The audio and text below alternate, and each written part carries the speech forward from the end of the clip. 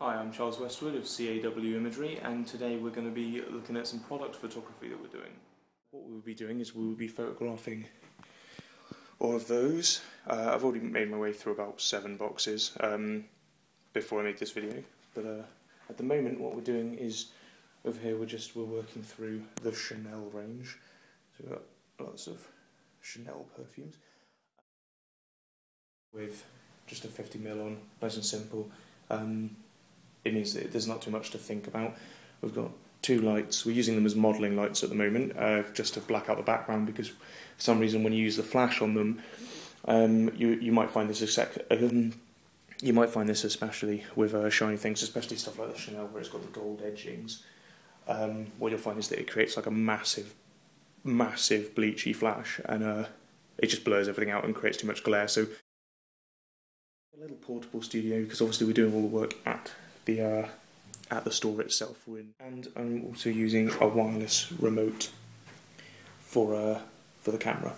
This is mostly just because I don't, once you've got it set up and you've got like the angle perfect, and you've got the shape right, then you don't really want to be moving the camera, so you use a remote shutter just so you don't have to ever move the camera. What I've done is on the base of the thing there's a cross crease mark which goes from the back here along and from here across.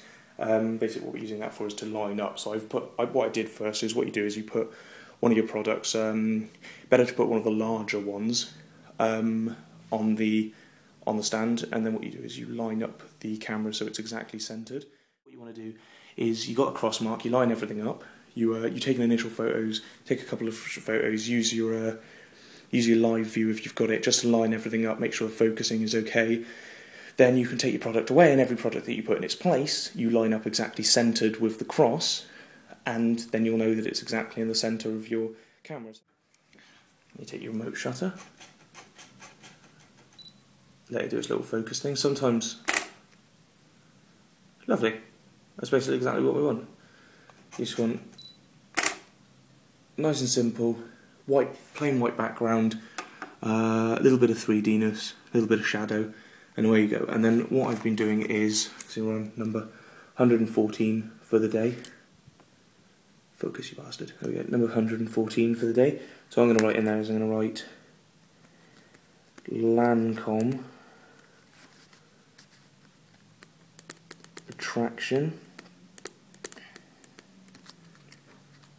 EDP, because it's eau de parfum. Bleh, that's rubbish. Eau de parfum, whatever. It's perfume, not cologne. And then at the end you're just going to write 30 ml because it's 30 mils. What that's going to enable you to do is, when you go through your photos and you have all your pictures in line, I can know that picture number one, that item number 114 is Lancome Attraction EDP, and it's 30 mils. I was just about to shoot this Ralph Lauren Notorious box, and I realised something that I thought I should probably put in this video. What you will find is that a lot of the time you have these sort of bad bits on the box, which is where someone has spilt something, or something's got knocked on them and the box has got scratched.